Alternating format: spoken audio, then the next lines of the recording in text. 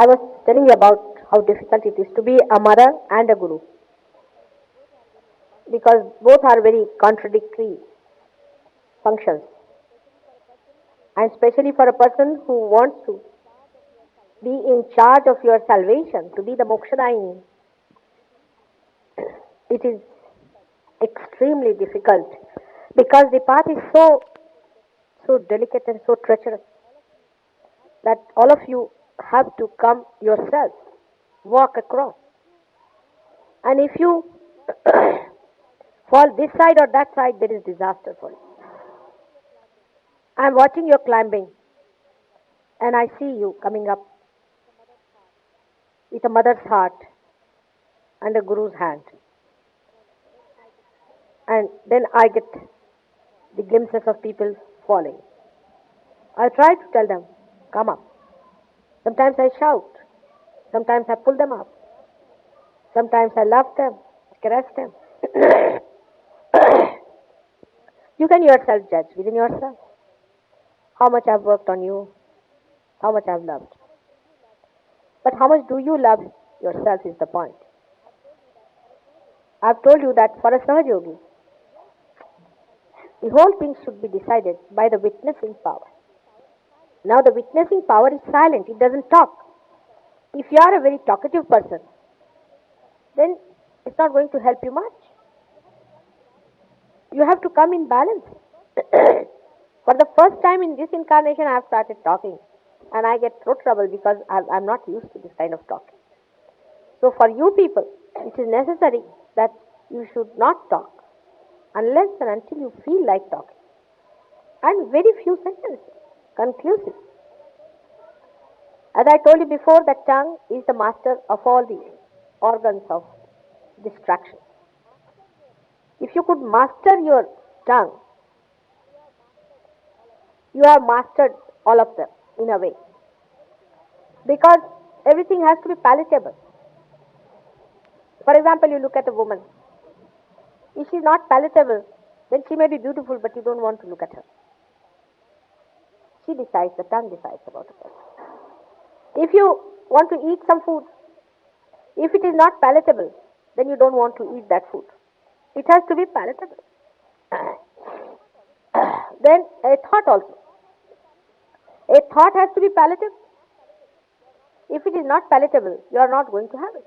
So the deciding factor is the tongue. The root of the tongue goes up to the Vishuddhi chakra, which controls your ego and superego, or you can say that the tongue is reflected in superego and ego in a way.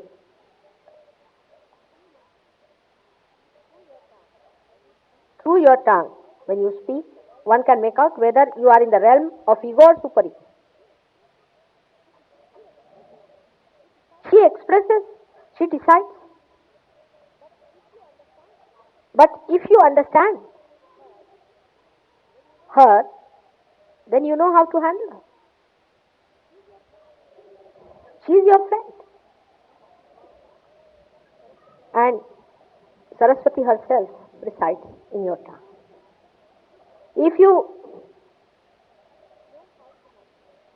know how to handle your tongue, then Sahaja Yoga can rise very high up. Because when others meet you as Sahaja Yogis, they also see how the way you talk, the way you eat, the way the things are palatable to you.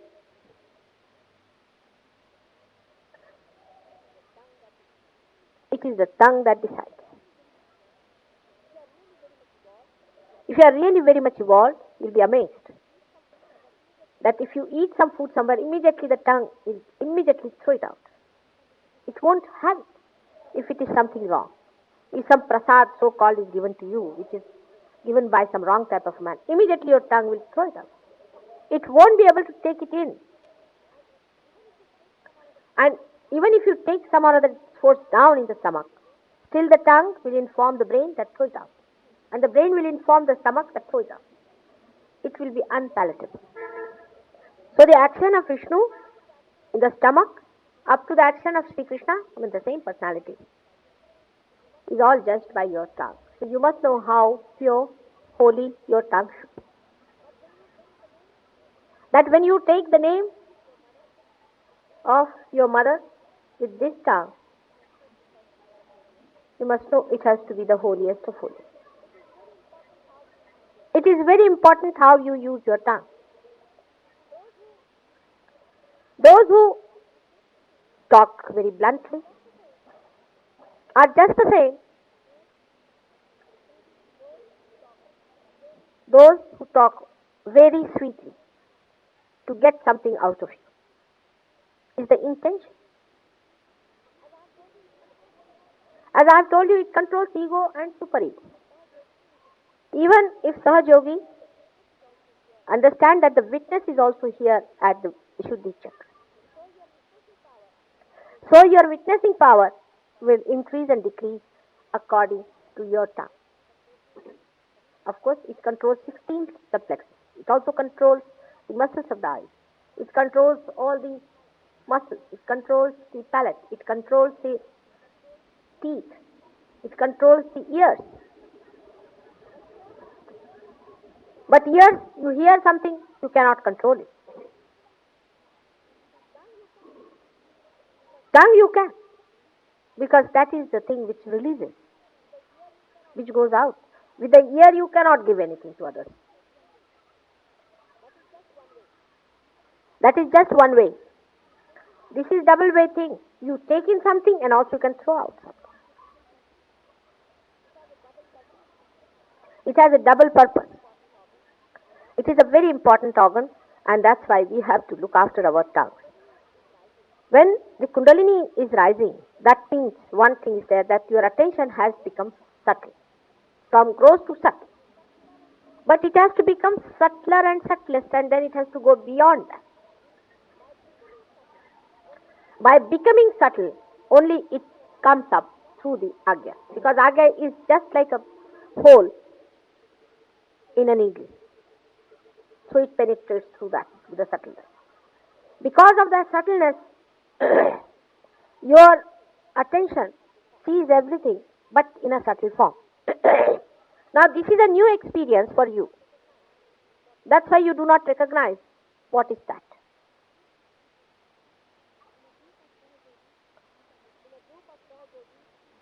In a group of Sahajogis, you can witness these things very carefully and clearly. There is one person whose eyes are roving still around. He's a Sahajogi. He's sitting down, he's looking here, looking there, looking that side, who is coming, who is going. Of course, this person is still in the gross state, you can say. Though he's got his attention up here, by Mataji is pulling it out to see and hanging on to it. But still the person himself is still dragging outside into the gross. So don't bother about that. But even the person who is now, say, attentive, we can say attentive, because you see, words are not so precise. Even if you notice such a person, you will find his two forces in a very subtle way are acting. One is his subtle ego, another is a subtle super. When you become subtle, suddenly you get also powers of the subtle. Let us see the ego side of it. You start feeling inside yourself in a very subtle way that you do not recognize that it is ego. It is too subtle to be recognized. That you have got powers now to cure. You start feeling that now you have powers to raise the Kundalini. See how it goes down sedimenting into you. Then you start feeling you have powers to express yourself. Because you think you have learned Sahaja, and now you know the essence of it, and you can talk about it. This subtle ego develops into you. And the fourth type of subtle ego develops when you see the other person's superego is developing. That is the most dangerous. It so happens that some people whose superego develops now, because they have had previous gurus, previous problems, you see, the way they have been following religion, some mistakes and all that. Because of their mistakes, their superego develops. You see something happening to them. Say Mr. X, is Y. That a superego is coming on to him, some negativity is flowing into him. So his ego starts developing against that force in a subtle way. Now he calls it a positive force. It is a positive force, no doubt. But he overcrosses it. When he overcrosses that side, he tries to push the superego another person. He trips over. He thinks he's doing the right thing. Of course he is doing in a way. But to a point. And then he becomes very hot-tempered. He goes on passing remarks about others. He says harsh things. That's how the subtlest point starts. To a point is all right. To a point, because in this I would say Ganesh and Jesus should be treated as the judging points. Christ did not mind when he was crucified. Not only that, but he asked for forgiveness for all those. But if his mother was even touched by somebody, he would have taken out his 11 Rudras and killed them. That's the point. When it comes to your mother, then of course, your ego and superego both have a meaning. But beyond that, if it starts directed at every Sahaj Yogi, then you don't know where to have the balance. For example, then such people, anything done to them also they identify themselves with mother. And they think, no, he has said it to me, that means it is to mother also. It is not. You must know where you are criticized and where your mother is criticized. These are two things. That's why I said judging point is Christ. When he was crucified, he accepted it, though he was so much one with his mother. But still he could strike that line. When you are crucified, you are not to cry. But if anybody says anything against the mother, then of course. Now try to understand yourself. Now you are watching yourself. Whatever I am saying, you are watching yourself. It is for your good. That is how you find somewhere a person who gets a superego invasion. First of all, superego invasion is very, very deep and subtle. It's extremely deep. It comes into you in such a manner that you do not understand it. The other person who is very positive, so-called, will think that that person has got a negativity. But he won't know that he is overcrossing his positivity towards negativity itself, because once you cross this line, you go to this side. Once you cross this line, you go to this side. So immediately you are becoming negative once you cross this point. And it's the Sahasrara, is the Brahmarandra. Beyond the Brahmarandra, if you are pushing down, then you are crossing to the other side. You are playing into hands of other people.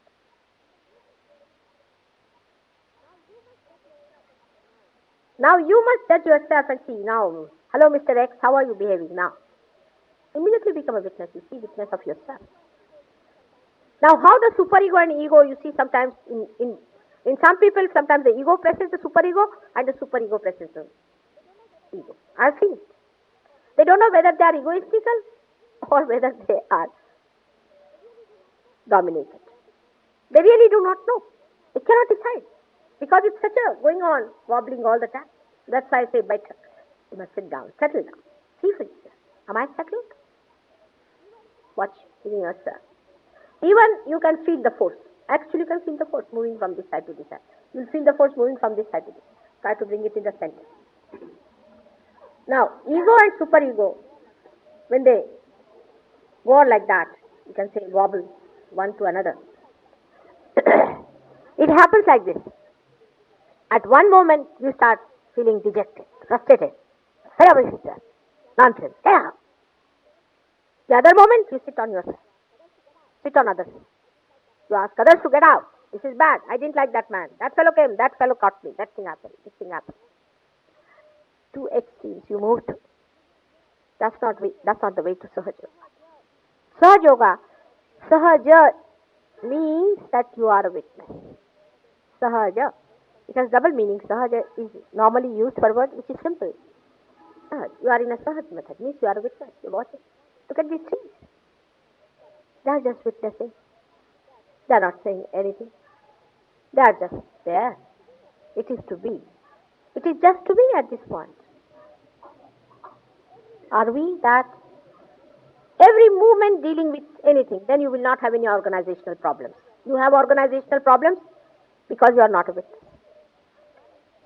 You will find two types of people. One who will say, I am suffering too much. The others will say, no, not me. Then they interchange also. See, their attitudes interchange. You can mix them. But you can just know where to stop it. You become a witness, silence. After talking for 1 minute, you just become silent. That's the best way. I think I can say a practical way. Is for your tongue is to be silent. As far as possible to be silent and be watching. But some people are silent and brooding. That's the worst thing that you are doing. No. Silent and watching. Neither brooding, not planning how to hurt others. And then suddenly a sentence will come out which will be so filthy, so cutting, so horrid, so full of venom, that you think from where it has come, oh God. Such silence is absolutely useless. It should be like a river flowing. The river has its own depth and on top it is flowing. It's just one mass. That kind of a silence one should have. Not a forced one, but a silence of a witness. Even such a person is talking inside the flow of the silence. You are one with that silence which is filling you up all the time. And you can witness that in every leaf, in every movement of the leaf, you see the silence. They do not speak, but they manifest. In the same way, you do not speak, you manifest. Of course, human beings are higher than them because they speak. But if speak becomes a burden, a problem, a cutting instrument, it is better not to speak. Another thing a Sahaja Yogi must know, that eyes are very important for Sahaja Yoga. When the Kundalini rises, then the dilatation of the pupil takes place, because you have seen the children how their eyes are dilated, just gaping at everything. What is happening? Just gaping. Silence, the complete silent seeing goes on through the eyes. And that's why eyes are very important. You must learn to fix your eyes within yourself, in your heart. Humble down in your heart. Fix your eyes in your heart. I say that way, but I don't know if you can do it. I don't know if you can do it, but if you could do it, that's a very good way of doing things. Looking at everyone, gazing at everyone, seeing this, seeing that, is a very bad exercise for your eyes. It's a very bad habit. Try to keep your eyes low on the earth, Mother Earth, watching the lower part of the body than the face, because face, if you are made that way, that you can watch the face is all right, but you are not yet made. Best thing is to see to the feet, and your eyes will touch their gross sense, feet, from where the sensation of vibrations go up, upward, and the Kundalini rises better. Actually, those who suffer from low Kundalini rising, if they could rub oil on their feet and wash their feet, it's a very good thing. That's why Christ washed the feet of his disciples. I wish I could do that, if you allow me and permit. Because the whole grossness is in the feet. And if you touch somebody with your eyes, realize, people, I'm saying, their feet, most of their grossness will disappear. And you won't have that much problem with them. That's why Christ washed the feet of his disciples. You also wash your feet and keep them clean, so that the grossness drops out.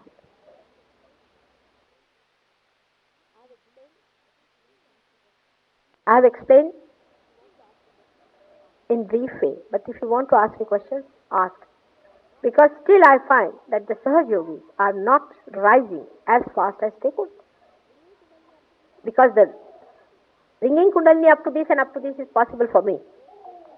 But taking it back into your gross being is your own job, which you have to do. In Marathi, as they say it, Adi Kalasa Magapaya. I have built the top, the dome for you, and the dome is now to be supported by you. I have taken you to the dome. But you cannot bring it down, because either you are frustrated with yourself. By being frustrated, what are you going to gain? Or else you are frustrated with others. Just be silent and we witness it.